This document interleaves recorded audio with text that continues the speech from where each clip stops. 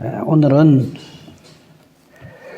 예수님이 헤롯 왕의 그 박해를 피하여서 애굽으로 피난하시고 다시 갈릴리 나사렛으로 정착하기까지의 그 과정을 살펴보도록 하겠습니다.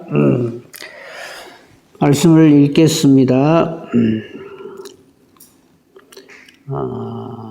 13절부터 18절까지만 읽겠습니다. 그리고 나머지 부분은 제가 말씀을 전하면서 보도록 하겠습니다. 마태복음 2장 13절부터 12절부터 보겠습니다.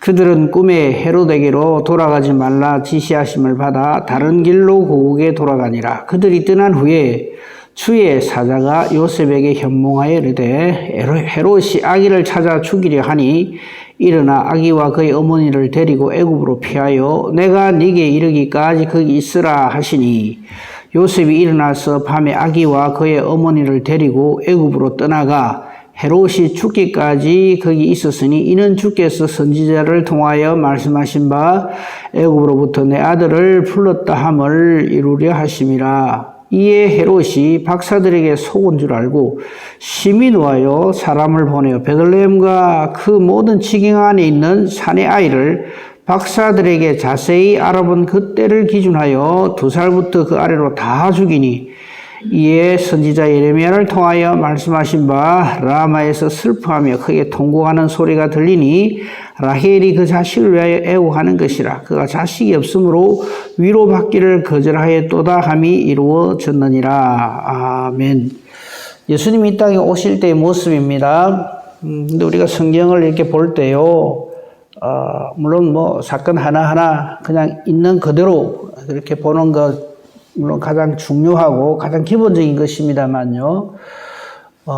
이런 인식을 가지고 성경을 보면은 성경이 눈에 확 들어옵니다. 뭐냐면 하나님의 역사하심과 거기에 대적하는 마귀 사탄의 이 반항하는 그 구조로 온 성경은 다 그렇게 되어 있습니다. 만약에 성경에 사탄의 하나님께 대적함이 없으면 성경은 아주 얇아요. 하나님이 이렇게 말씀하시니라. 그래서 그대로 되었더라. 이걸로 끝입니다. 근데 거기 보면 반드시 사탄이 달라들거든요. 그런 줄 알고 우리가 신앙생활 해야 됩니다. 그러니까 우리가 기도할 때도 아무 일 없게 해주시옵소서. 그런 기도는 존재하지 않습니다. 내게 아무 문제 없게, 아무 일 없게, 진짜 일사천리 만사형통하게 해주시옵소서. 그건 어떻게 보면요, 신앙에 철이 없는 그런 참, 좋게 말하면 순진한 기도지만 정확하게 말하면 하나님 뜻을 정확하게 모르는 그런 기도라고 할 수 있습니다. 그러므로 우리는 아무 일 없기를 기도하는 것보다 이 모든 시련을 능히 이겨내는 믿음을 주시옵소서 이렇게 기도를 해야 합니다. 자, 예수님이 오셨습니다. 동방의 박사들이 와서 최고의 복음을 전해줍니다. 들에서 양을 치던 목자들의 그 엄청난 천사들의 더 찬양을 전해줍니다. 그럼 어떻게 해야 될까요? 모두가 다 할렐루야 하고 그냥 예수님께 와서 경배하고 이래야 되잖아요. 근데 한번 보세요. 지금 다른 거 다 놔두고 헤롯 왕 보세요. 어떻게 합니까? 이 헤롯 왕이 단순히 자기의 권력욕에 혹시 내 자리를 누가 탐할까 싶어서 이렇게 한다고 생각하십니까? 아닙니다. 사탄의 하수인입니다. 어쩌면 헤롯은요, 자기가 사탄의 하수인 노릇을 하는 것도 모르고 이런 짓을 할 수도 있어요. 그만큼 사탄은 교묘하고 교활합니다. 그러므로 내가 하고 있는 이 말, 행동, 생각, 어떤 그 일을 감당하는 것이 정말 하나님 보시기에 아름다운가? 아니면 내가 혹시 사탄의 종노릇을 하고 있지는 않는가? 이걸 치열하게 하나님 앞에 물어야 되는 거예요. 그걸 기도라고 합니다. 하나님 말씀은 이미 우리에게 주어져 있습니다. 이걸 우리가 변기시킬 수는 없어요. 그 말씀에 선포되지 말씀에 내가 순종하는가 안 하는가 하는 것을 기도로 계속해서 하나님께 여쭈어야 되는 거예요. 그래서 말씀이 우선이고 그 말씀을 근거로 해서 그 말씀을 붙들고 우리가 기도를 해야 되는 거죠. 그게 우리 신앙생활이어야 합니다. 자, 오늘 말씀 읽었습니다만 우리가 이미 이 사건을 다 아시고 계실 거라고 믿고요. 그냥 안에 자세한 건 말씀 안 드리겠습니다. 이것만 한번 생각해 보십시오. 조금 전에 제가 하나님이 하시는 일에 대해서 사탄은 반드시 거기에 대해서 대적하는 역사를 한다 했죠. 그죠? 뭐 많이 볼 거 없습니다. 헤롯하고 동방 박사들 한번 보십시오. 동방의 박사들은요. 참 이분들이 은혜를 입었어요. 하나님의 택하심을 입어서 그죠? 메시아의 별을 보고 이분들이 하나님이 주신 어떤 이 은혜가 없으면요. 별 보면 희한한 별 하나 새로 났는가 봐 이라고 말했을 겁니다. 근데 이걸 메시아를 지칭하는 유대인 왕이 태어났음을 증명해주는 별이구나 하는 것을 깨달아 알게 돼요. 그래서 그 먼 길을 오는 거죠.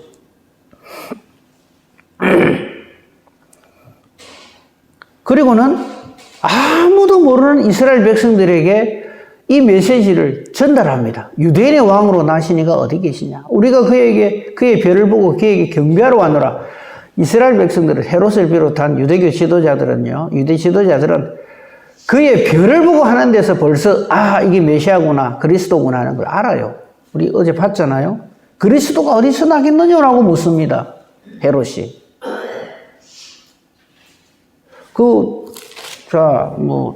한 번 더 확인합시다. 2장 2절 보십시오. 동방의 박사들은 유대인의 왕으로 나시니가 어디 계시냐? 우리가 동방에서 그의 별을 보고 그의 경배하러 왔노라 하니까 헤롯 왕과 온 예루살렘이 듣고 소동이 일어났습니다.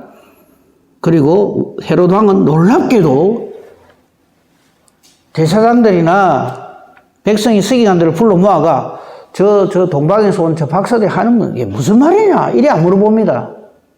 그리스도가 어디서 나겠느냐라고 물어봅니다. 알고 있다는 얘기예요.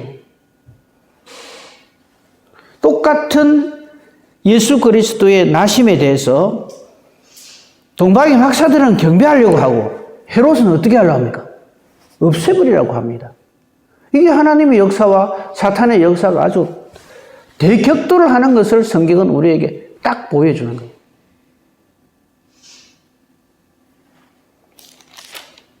동방 박사들만 초점을 맞춰봅시다.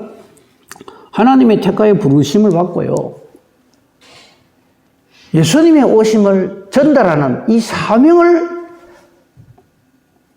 완수하는 사람들입니다. 그리고 그들이 그렇게 간절히 보고자 했던 메시아 예수님을 만나죠. 그리고 경배를 합니다. 보배합을 열어서 저들의 최고의 정성을 다해서 이 예수님을 오심을 축하합니다. 그리고 이들이 얼마나 하나님의 큰 은혜를 입었는가 하는 것은 12절에서 확실하게 증명이 됩니다. 하나님의 끝까지 돌보심을 누리는 거죠. 만약에 이때 와가지고 별을 보고 왔다 다 전달해주고 가서 예수님을 만나고 경배하고 보배까지 다 드렸는데 헤롯한테 끄떡끄떡 찾아가지고 그거 가니까 이렇더라 해가지고 만약에 이 헤롯의 뜻대로 그렇게 되었으면 이 동방의 박사들은 쓸데없이 예수님을 고발하는 일밖에 안 하는 사람들이 됩니다. 그런데도 하나님은 이 동방의 박사들을 택하여 부르시고 은혜를 주셨다는 증거가 바로 밤에 헤롯에게로 돌아가지 말라라고 지시를 해주시는 거죠. 이 동방에서 온 박사들이 얼마나 이런 모든 자기들에게 일어난 일에 대해서 얼마나 감사하고 감격하고 하나님께 영광을 돌렸을까요? 우리 그런 걸 좀 생각해 보자. 그냥 아무 생각 없이 그냥 동방 박사들 왔다 갔대 이러지 말고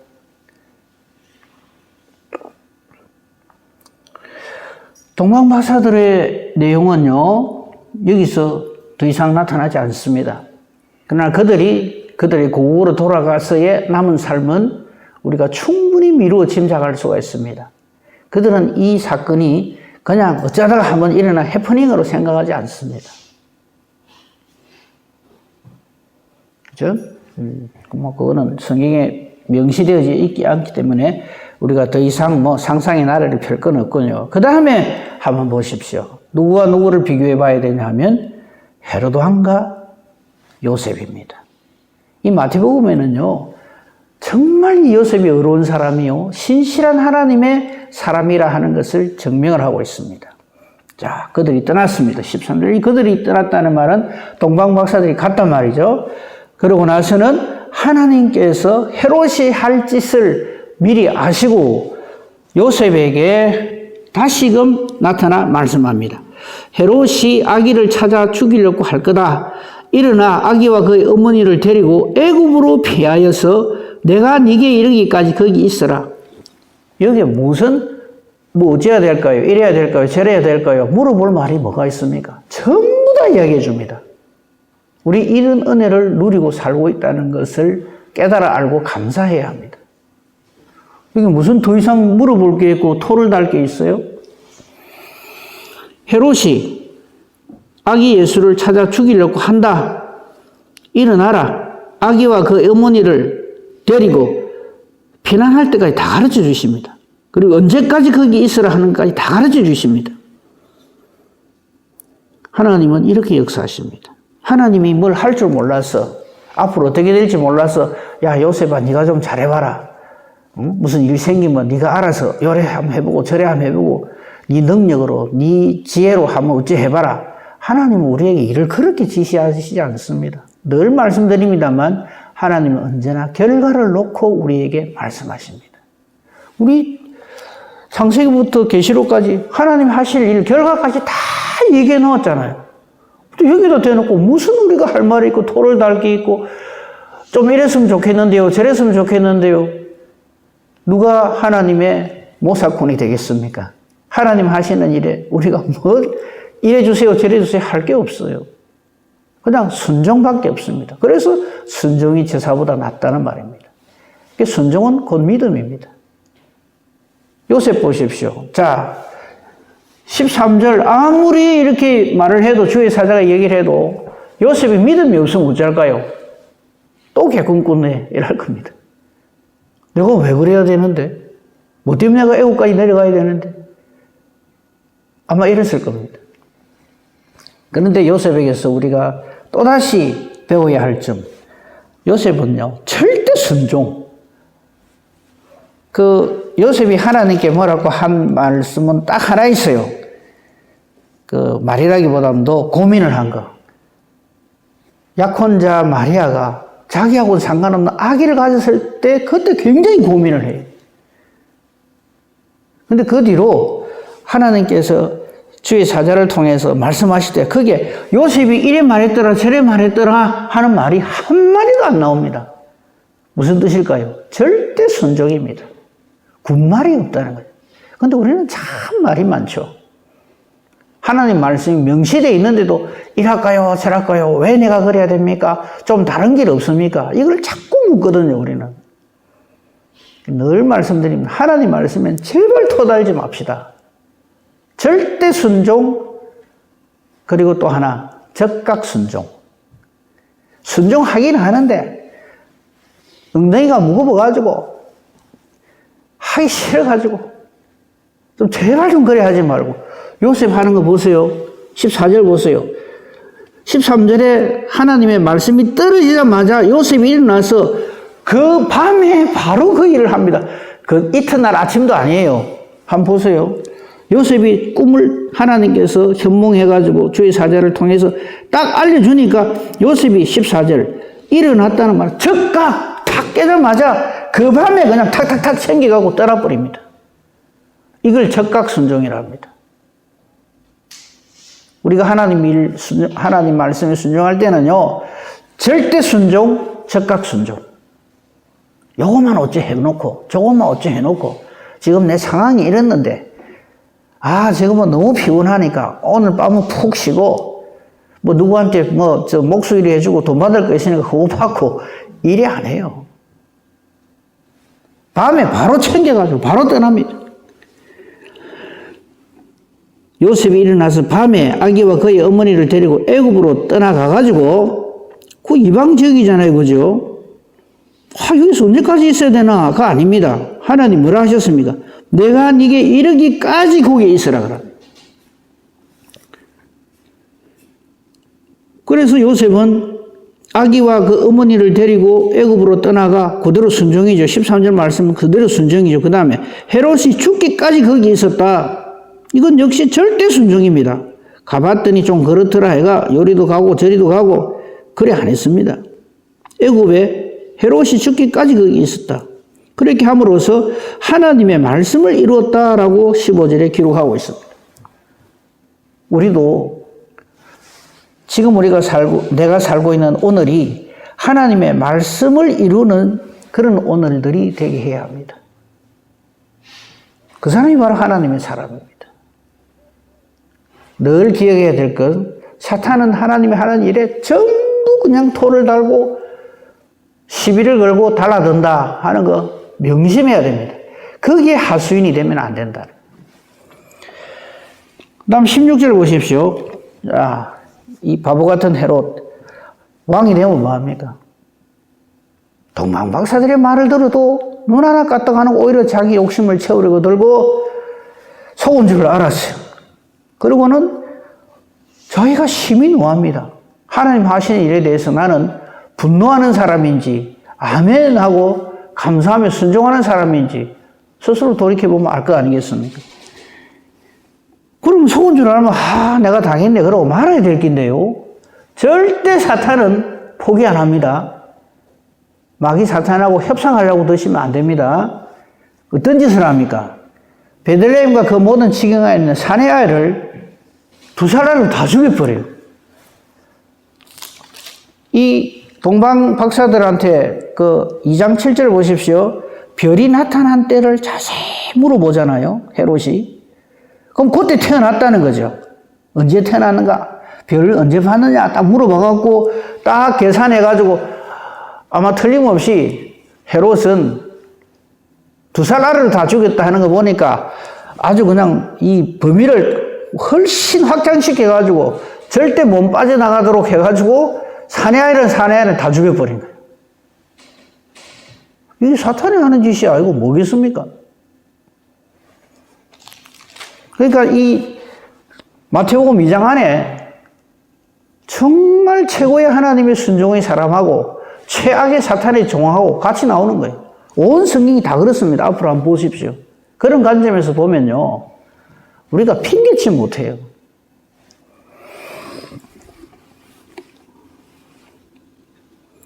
그래서 이때 예수님으로 인하여서 이 베들레헴에서 태어난 두 살 아이의 사내 아이들이 다 죽임을 당합니다. 근데 이 16절 말씀은요, 헤롯 이거 대단히 그냥 악랄한 놈이고 잔인한 놈이다. 이 말씀을 우리에게 보여주는데 그게 한 걸음 더 나아가면 뭐냐면 헤롯도 이 사건의 의미를 알고 두려워한다 하는 것을 우리에게 반증해 주는 거예요. 만약에 헤롯이 말이죠. 이 동방으로부터 박사들 얘기를 들었을 적에 그래, 그럴 수도 있지. 내가 그래도 지금 왕인데. 아마 그런 생각으로 막 그냥 했으면 아이고 이 박사들한테 내가 속았네. 그걸로 끝났을 겁니다. 근데 이 일의 의미를 안단 말이에요. 누가 알아요? 귀신이 압니다. 사탄이 압니다. 여러분, 예수님이 이 공생의 3년 동안에 예수님의 정체를 정확하게 알고 있는 존재는 마귀 사탄입니다. 그러기에 그렇게 죽이려고 달라드는 거죠. 참, 아이러니하지 않습니까? 제자들도 잘 몰라요, 예수님의 정체를. 근데 마귀는 정확하게 알고 있습니다. 마귀가 뭐 때문에 예수님한테 가서 3번이나 시험하고 어차피 넘어뜨리려고 왜 그러겠어요? 이 헤롯이 지금 2살 밑으로 사내아이는 베들레헴에 있는 거 다 죽이는 이유가 뭐겠어요? 안다는 얘기예요. 아는 거하고 믿는 거하고는 다릅니다.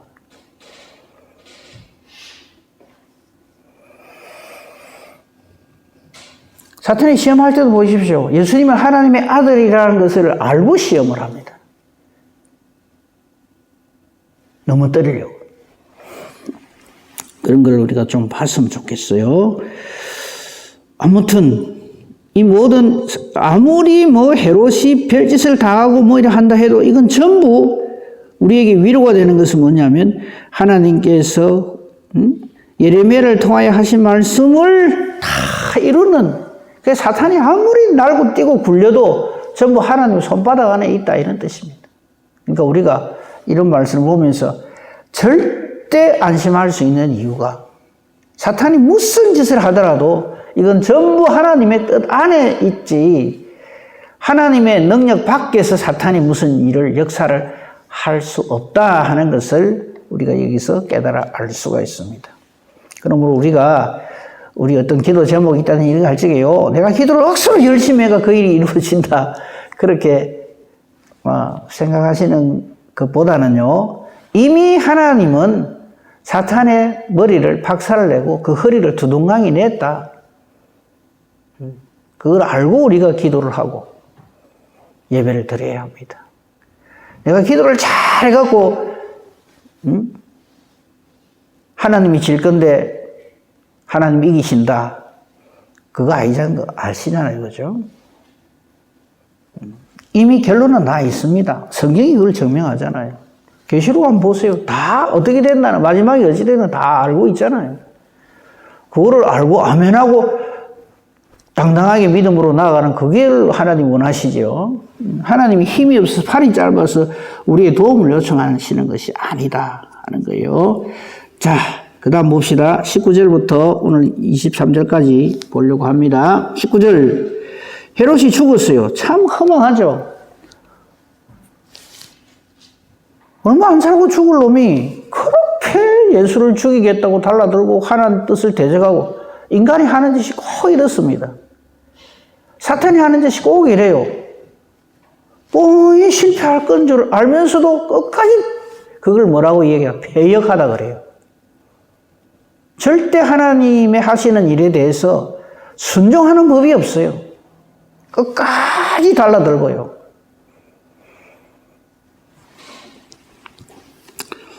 헤롯이 죽었습니다. 그러니까 주의 사자가 19절, 우리 하나님은요 절대 실수나 실패하지 않습니다. 자, 이런 이야기는 안 해도 되겠지만요, 13절에 애굽으로 피해서 내가 네게 이르기까지 거기 있어라 이랬었잖아요, 하나님께서. 그런데 하나님 깜빡하셨어. 그래갖고 그 놔둔 줄 모르고 계속해서 애굽에 살았더라. 안 그런단 말이죠. 절대 하나님은 실수하지 않으시고요, 실패하지 않으십니다. 하나님 우리와 같은 인간이 아니십니다. 딱 죽자마자 주의 사자가 애굽에서 다시금 요셉에게 현몽합니다. 다시 말씀드리면 요셉은요, 이 주의 사자가 현몽하에 무슨 말 할 적에 토를 안 달아요. 왜 그래야 되는데요? 뭐 어째야 되는데요? 이래야 되는데요? 저래야 되는데요? 내 생각은 이랬는데 그런 말이 없어요. 무조건 순종, 절대 순종, 즉각 순종. 자, 보세요. 지금 요셉이 아기 예수와 마리아를 데리고 애굽으로 피난가 있잖아요. 그 요셉에 대해서 우리가 정말 좀 이렇게 요셉 자신은 그걸 원하지 않겠지만 좀 알아줘야 돼요. 우리가 얼마나 신실하게, 그렇죠? 마리아와 요셉을 잘 보호했는가. 우리 남자 성도님들이 좀 일을 이래 해야 돼요. 입 딱 다물고, 그렇죠? 하나님 일에 절대적으로 믿음직하게 좀 일이 좀 해야지. 일은 하나도 안 하면서 말만 많고 좀 그러지 말고. 20절 현몽에서 주의 사자 이래 말합니다. 일어나 아기와 그 어머니를 데리고 이스라엘 땅으로 가라. 아기의 목숨을 찾던 자들이 죽었느니라 하니까 요셉이 일어났다 이 말은 요셉은 앉아 있었다는 말이 아니에요. 적극적으로 이런 뜻이에요. 두 말 안 하고, 우리 같으면 아이고 애굽에 살고 있어 보니까 요는 이스라엘 땅보다 애굽 땅이 훨씬 비용하거든요. 참 괜찮고, 요 또 사람이 많이 사니까 일거리도 많고, 목수니까, 요 막 그냥 좀 더 있으면 좋겠는데요. 이거 아니에요. 두 말도 안 하고 탁탁 챙겨가고 딱 바로 떠납니다. 이스라엘 땅으로 들어갔습니다. 순종했죠. 근데 요셉이 말 안 해도 하나님이 알아서 다 해주십니다. 그 증거가 22절입니다. 그러나 아켈라오가, 즉 헤롯 대왕의 아들인 헤롯 아켈라오가 유대의 임금이 되었어요. 그러니까 불안하죠. 이미 알 거 아닙니까? 저 아켈라오 놈이 어떤 놈이다 하는 거 알 거 아닙니까? 여러분, 우리도요, 뭐 전에도 한 번 말씀드렸는데, 누구 하면요 1초도 생각할 거 없어요. 김정은 하면 여러분 어떤 생각 듭니까? 그 친구 꼭 설명을 해야 됩니까? 뭐 아버지가 누구, 엄마가 누구, 어떻게 태어나고 어떻게 자랐고 무슨 공부를 했고, 그런 거 물어봅니까? 그 몹쓸 놈, 이걸로 끝나는 거죠. 이완용이 뭐 더 설명이 필요합니까? 누구 이름 하나 딱 되면요, 그걸로서 1초 안에 그 사람에 대한 평가가 딱 나잖아요. 아켈리오 역시 마찬가지입니다. 뭐 저 아버지하고 비교해 볼 때 뭐 어쩌네 저쩌네 할 필요도 없어요. 요셉은 두려워하는 거예요. 왜? 이놈이 저 아버지 못지않게 악랄한 놈이라는 걸 알고 있는 거예요. 그래서 겁을 내고 두려워하니까 하나님이 알아서 해주십니다. 꿈에 다시 지시하시는 것이죠. 그래서 갈릴리 지방으로 들어가게 됩니다. 그리고 나사렛이라고 하는 동네에 가게 되죠. 이 나사렛 사람이라는 말씀도 또한 이루려고 하는 이 하나님 뜻이 그래서 이루어집니다. 그죠? 근데 사실 이 갈릴리 나사렛 이 지역은요, 지금 우리로 치면, 제가 절대 무슨 어떤 지역을 비하해서 하는 말이 아닙니다. 우리 한때 이런 말이 있었죠. 강원도 감자바오 이런 말이 있었어요. 그게 뭐냐면 완전히 촌놈이라는 뜻이에요. 강원도 출신이다 그러면. 혹시 이 중에 강원도 분 계시면 제가 뭐 딴 뜻이 있어서 그런 거 아닙니다. 우리 말에 그런 말이 있잖아요. 완전히 첩첩산, 완전 시골 총구석 이런 뜻이잖아요. 이 나사렛도 그랬어요. 나중에 그 말씀이 나옵니다만은요, 나다나엘이라고 하는 하나님의 예수님이 제자가 되는 사람이 예수님이 나사렛에서 이렇게 활동하신다는 이야기를 들어서 제가 한 말이 있어요. 안 찾겠습니다. 여러분 아마 아실 거예요. 나사렛에서 무슨 선한 게 나오겠나 이런 말을 들어요.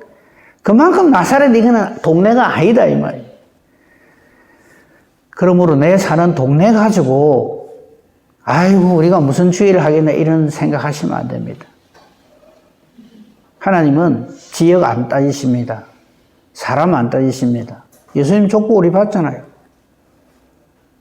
영 아닌 사람이라 할지라도 하나님의 은혜를 받아서 택하시면요, 그 사람은 최고의 하나님의 사람의 일을 할 수 있고요. 우리가 지금 봤습니다만요, 애굽에 이스라엘 백성들을 넣는 아브라함과의 언약을 이루실 때도 하나님은 17살짜리 소년을 들어서십니다. 애굽에서 나올 때도요, 80 묵은 노인을 한 사람 다 보냅니다. 무슨 뜻일까요? 우리의 어떤 조건이 좋아져 가지고 나의 어떤 것이 돼 가지고 하나님 일을 한다? 그건 하나님이 누구신지 모르는 사람이 그런 소리를 하는 겁니다. 나사렛에서 살든 애굽에서 살든 어디 살든 하나님이 탁 택하여 지명하여 부르신 그 사람은 반드시 하나님 때가 되면 하나님께 쓰임을 받는다 하는 것을 우리가 여기서도 알 수가 있는 것이죠. 시간이 좀 됐으니까 한 가지만 말씀을 드리고 말씀을 맺도록 하겠습니다. 근데 여기 지금 누가복음에 보면요, 같은 복음서인데 이 마태복음하고 조금 이렇게 그럴 리는 없지만 여러분들이 이거는 여기는 이래 돼 있는데 왜 이렇게 돼 있죠? 라고 할까 싶어서 누가복음 2장을 한번 보겠습니다. 누가복음 2장을 가서 요 시간적인 그 순서를 좀 이렇게 말씀을 드리는 것이, 나중에 마태복음 보고 나중에 누가복음 보면서 이거 말이 아니잖아 할까 싶어서 말씀을 드릴게요. 누가복음 2장에 보면요, 이번에 우리 노인대학가가 제가 설교를 할 때 이걸 가지고 했지 않습니까? 그 노후대책, 사후대책 얘기하면서 아기 예수님을 시몬과 안나가 만나는 그 장면 얘기했잖아요. 그죠? 근데 그거는 뭐 놔두고, 자, 이 시몬과 안나를 만난 이후에 보십시다. 2장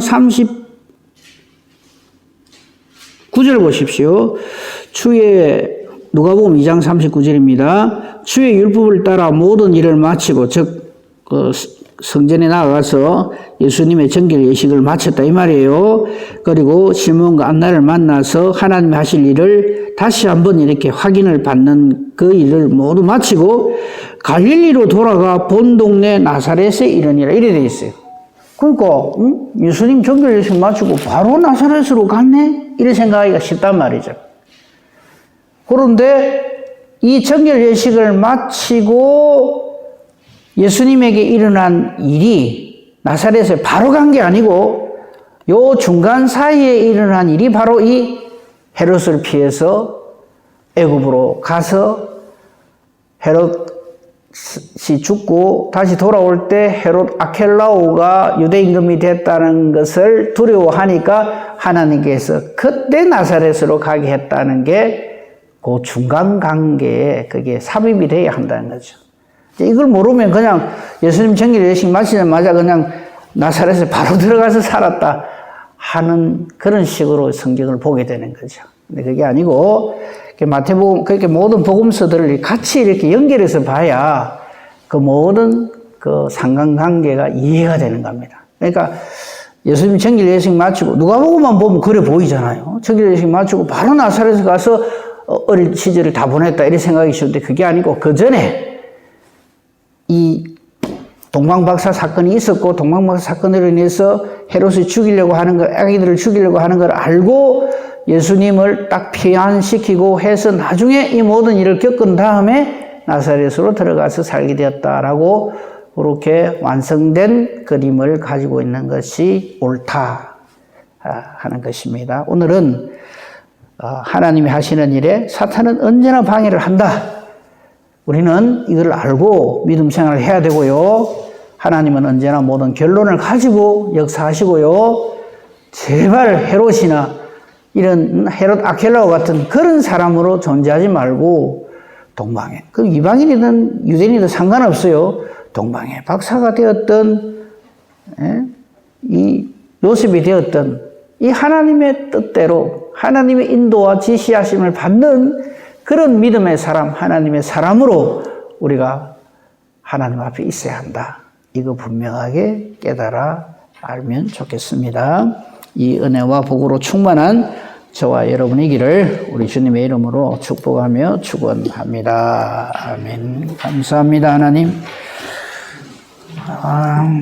우리에게 예수님을 믿는 은혜, 믿음을 주심을 감사합니다. 성경을 통해서 얼마나 많은 사탄의 역사가 있었다 하는 것을 우리 다시 한번 알게 됩니다.